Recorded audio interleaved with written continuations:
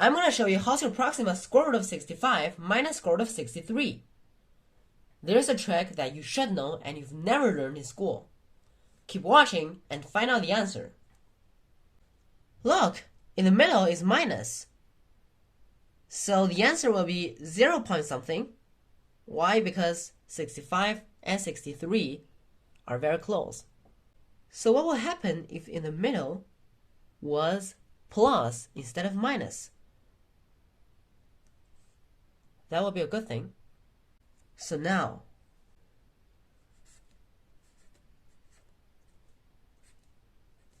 I like to associate square root of 65 minus square root of 63 with square root of 65 plus square root of 63. Of course, their multiplication is an integer. I like to get the multiplication of this guy and its conjugated form. So it is square root of 65 minus square root of 63 times square root of 65 plus square root of 63. We've multiplicated it. Of course, then we should divide this thing by it.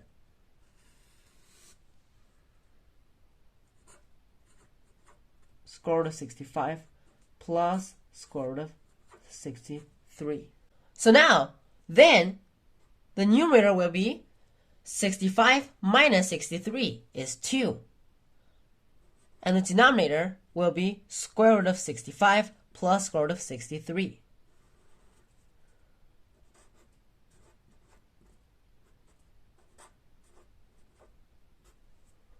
This process actually has a name. It is called the rationalization of numerator. So now our job is to approximate the denominator. Square root of 65 plus square root of 63. So now, have a look at this guy. And we should find out between which numbers the value is. We should find these two adjacent numbers. What shall we do? Square root of 65 plus square root of 63. Now we can square it. Because therefore, 65 plus 63, 128, plus 2 times the product of these two numbers. Square root of 65 times 63. So what's the benefit? Of course, now we only get one square, and here we get two squares. That's ugly, isn't it? 65 is 64 plus 1, and 63 is 64 minus 1. And by using the formula, a squared minus b squared is equal to a plus b times a minus b. So it is 64 squared minus 1.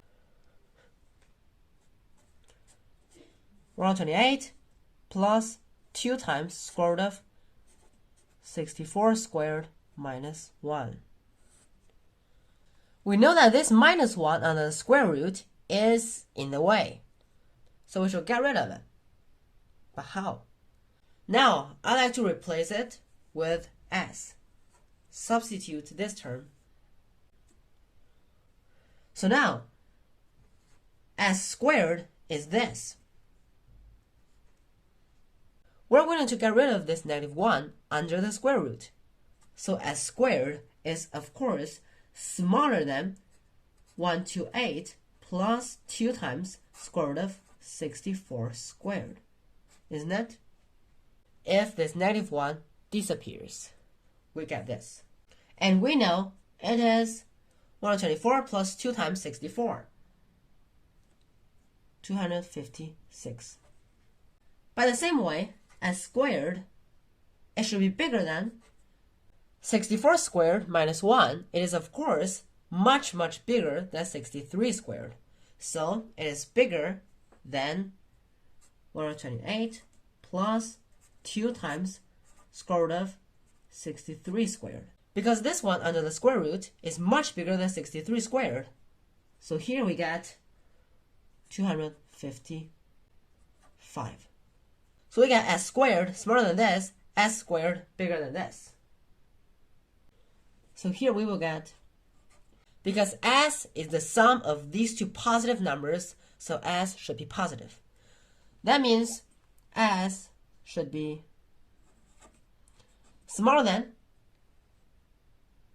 16, because 16 squared is just 256, and it is bigger than, it's bigger than 15. 15 squared is 225, is smaller than this number, 255. So now, s is greater than 15, no problem. So here is 15, here is 16.